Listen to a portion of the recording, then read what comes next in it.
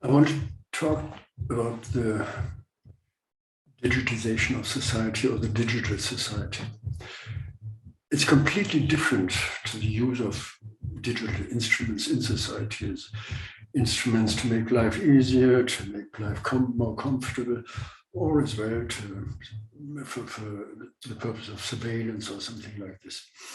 It is a completely different set of understanding what society is, or a different approach to the actual processes that happened without these instruments of establishing a mindset of this digital society.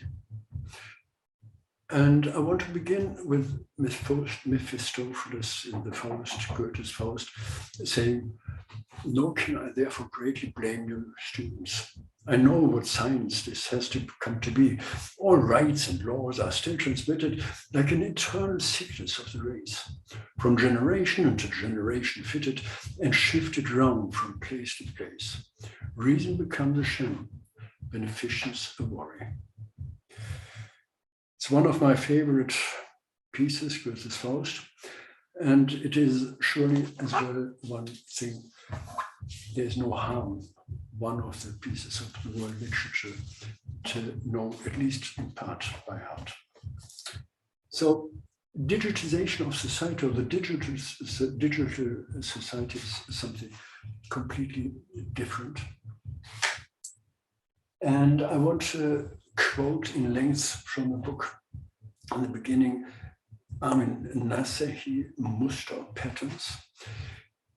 It has an approach that is somewhat similar to Felix Steiner, the digital condition.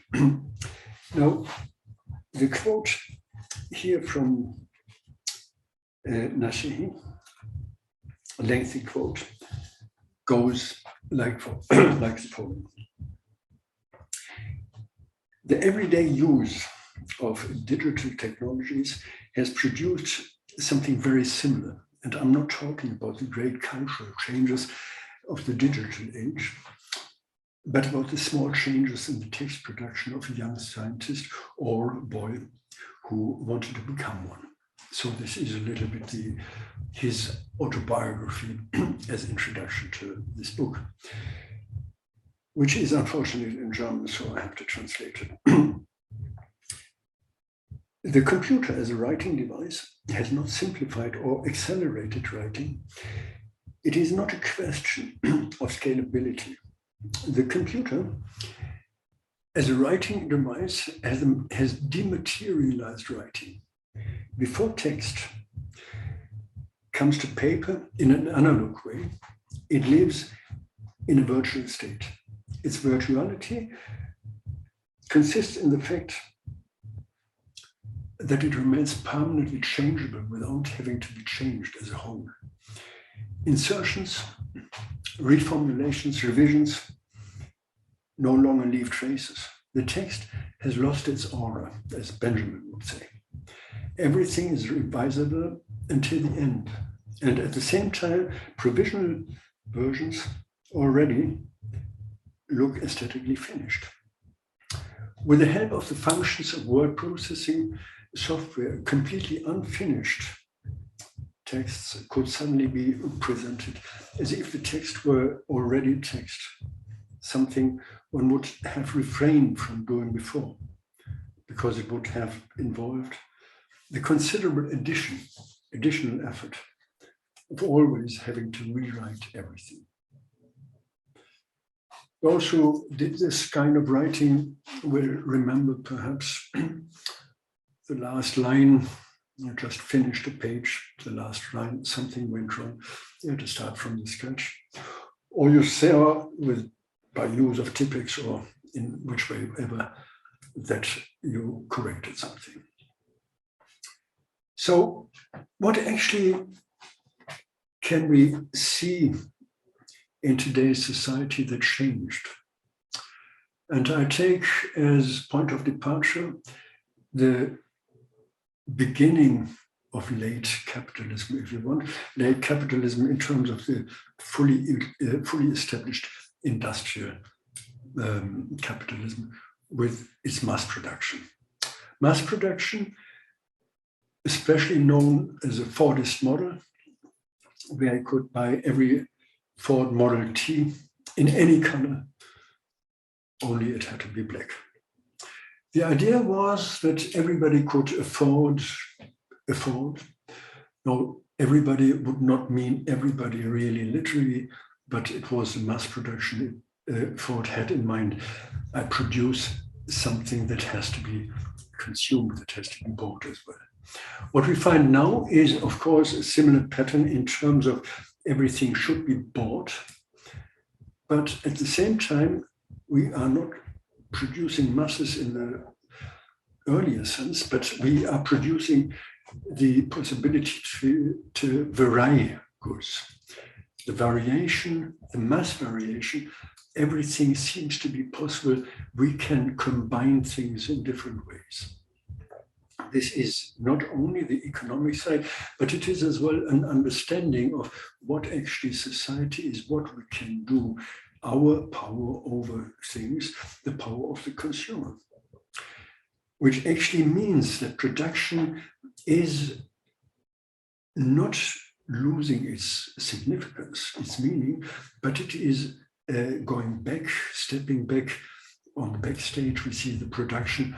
We only see the distribution, we only see the exchange side, and we are the consumers. This means as well that clearly defined time spaces are replaced by seemingly borderless contingencies. Space doesn't play a role, time doesn't play a role anymore. In the extreme, we go from the farmers' production that have been depending on the daylight, on the temperatures of the climate throughout the year, ending in a completely climatized greenhouse with artificial light. Borderless. It doesn't matter where actually we establish it. Now, this extreme, we don't have to go so far, especially over the last 3 years. We saw this as home office. Whenever we work, wherever, in many jobs at least, it doesn't play a role anymore. Time, space is opening, lost in a way its borders, and at the same time, these borders that still exist are actually tightening. Because now we are victims, in a way, to this process of borderless contingencies. When we have in the extreme, we have to be available anytime, everywhere. Again, seemingly, the clearly defined and defining hierarchical information flows are changing and are emerging, re-established as diffuse information networks and quasi-discourses. It's not this hierarchical center-oriented communication anymore. Niklas Luhmann had been talking about society without top and without center. It's part of a complex process where we can see this as well from in the development from blocks to blogs. There had been predefined blocks, closed items in this process of production, in the process of political processes as well, where it had been clearly defined. In the extreme case, you went to the elections, nothing happened until briefly before the next elections. The political sphere was closed, sealed off. Now we have blogs, we have a permanent communication, permanent exchange of data, of information, of processes of developing, elaborating opinions. Of course, this happened before as well. The role of parties in Germany, constitutionally enshrined, the mass media, but this is much more open now. In a way, everybody having access to, as writer, as author, and as a reader to this kind of information. And I'm hesitating, it is information, but we have to be clear of our understanding what information actually is. It is going hand in hand with development that we see actually in science, namely the development or the understanding of the reality of the world, where we have the flow of a vast variability of quanta. It's not the atomic structure anymore, but it is a permanent flow. It's waves of subatomic quanta. Seemingly, their position is not clear, is permanently changing. And seemingly, I say, because in a way, it is an objective process, but at the same time, going back to Schrödinger, the cat is dead or alive and not dead and alive. There's a similar thing with gravity that in a certain perspective doesn't exist in the strict sense. You will later student remember if the cup falls onto the floor and is broken, you will know it does exist. The essential part is here for us that we are confronted with a permanent process of deconstruction and reconstruction. We can take the different parts and are looking at more and at smaller entities that we seemingly can control. If you look simple thing, an order of some goods via internet, the booking of a ticket for the railway, you have so many options. You have to look at every single item, from where to where, of course. But then as well, where do you want, if so, stop in the meantime, which route, exactly the time of arrival, of departure. If you have to change, how long do you need to change from one train to the other? After the end, where it comes to insurance, how do you want the ticket delivered? Where do you want to get the goods delivered? At home or in some collection state? Or as well, when it is actually on the way to you, you still have the option to change possibly the time or the location, authorize your neighbors. There are so many options, so many small things. If you want quanta, waves permanently changing, and at the same time, even if we seemingly have the control, a lack of control is emerging. Deconstruction, construction, or the other way around, we are permanently constructing something that suits us, our special needs of the day, and for this we deconstruct the entity. Now, having said this, I refer to Husserl now, who says in his phenomenology of the inner consciousness of time, he deals with the melody and single tones. And the new technology, in the extreme, the digital technology, isolates not only single tones from the entire melody, from the piece of music, but it goes even further, that not the tone is decisive, but just one tiny piece of the tone, one moment of the entirety. The reduction of a tone or of a piece of music, of a melody, to a single amplitude of an oscillation. This means, first and foremost, and on the phenomenological side, that actually the tone is materialized. It is this one single small moment that is a material fact. This one amplitude. It's not even the entire wave.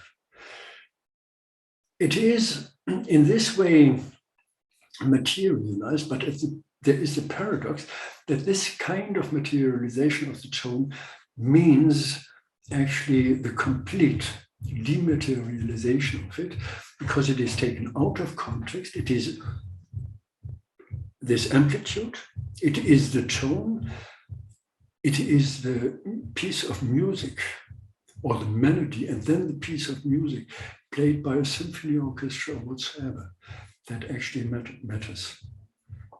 This is a complex process of materialization and dematerialization, as well of this miniaturization that we see. We have the computer in our pocket in the form of a mobile phone, of a smartphone, which probably has a similar power if we compare it with the early computers, even with the computers that I used when I had been studying. There is another moment with this, that is the mediatization of society. We are not dealing directly with somebody who is responsible for what we are talking about, but there are mediators, and there are mediators of the mediators, and there are mediators of the mediators of the mediators. Go and look at the case of the regulation of an insurance. How many instances, how many experts are involved where earlier you could go to the insurance and say, this happened. Please believe me, here is, I can show you that this happens. I can show you photos. And they say, yes, that is. Or they say, no, it is not. Mediators playing an increasing role, mediators actually taking over the part or large part of what production, what the economy is about. And this is what we only see. We do not see the producer. We do not see the thatcher of roof. We don't see the craftsman working actually, but we are dealing with these mediators, with the experts, with the insurance brokers and that. Looking at the dimension of information society and datification, the digital society, we can say actually that the emergence of metadata is very important analytical tool in the entire process of using digital instruments is something similar, technologically much more developed. We may say that we are actually, since a long time already, seeing a process of metadataization of society. Creating new words is never wrong, making us aware of what actually happens. We are permanently creating metadata of something. We are classifying somebody, something, the relations.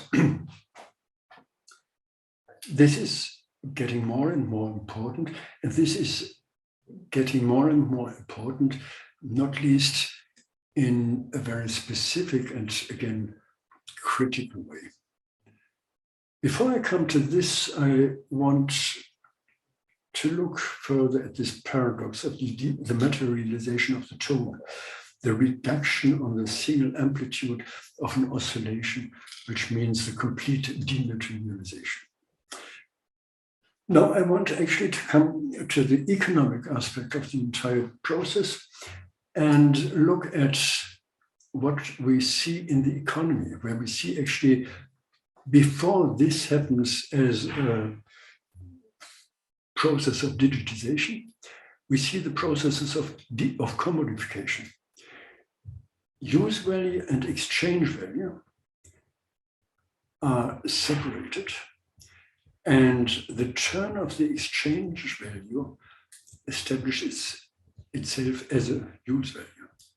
We are not buying things that we use, that we need, but we are buying actually things that are important for us due to the exchange value. The exchange value itself is emerging, is establishing itself as a use value.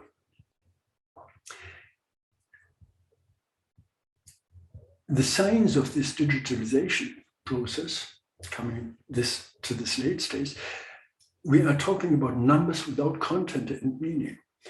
And these are comparable with the monetization of everything.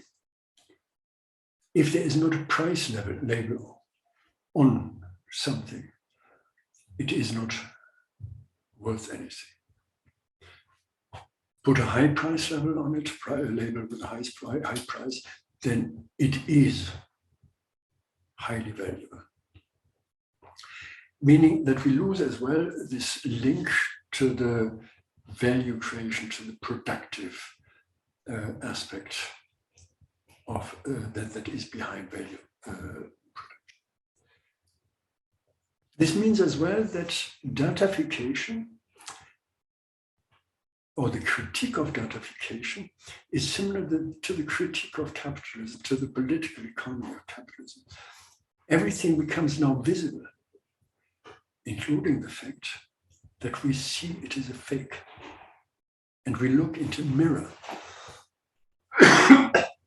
We look into the mirror and see the nonsense we are doing. We are seeing that we are controlled, and at the same time, we accept this, even we want it. And we are confronted with the fact of a lack of freedom. The sociological basic assumption, any order is based on limitations of possibilities, is now something we are becoming aware of. Before it actually happened, we had this lack of freedom always existed as a way of order, as a process of setting limitations. But before, we had not been permanently confronted with it, or we did not question with the powers that define the limitations. And this happens not least on this abstract level in the process of a twofold translation. Realities are translated, complex realities are translated into data, into numbers, without any meaning. And then it goes back, that the input side, and then it goes back to the output side, that data have to be translated again into reality. Now, seemingly numbers emerging in a new form as substance. The problem is that we are permanently, and long before datification, confronted with this ordering of society and steering behavior with metadata, and metadata of metadata, our definition and setting up of criteria. We classify somebody, we classify something as what we think it is. It is objectively there, but at the same time, our classification gives it a specific meaning. This tiny amplitude of an oscillation is there. It evolves as being meaningful, being part of a piece of music. The income, the health status, the age, sex and gender, all this is objectively given.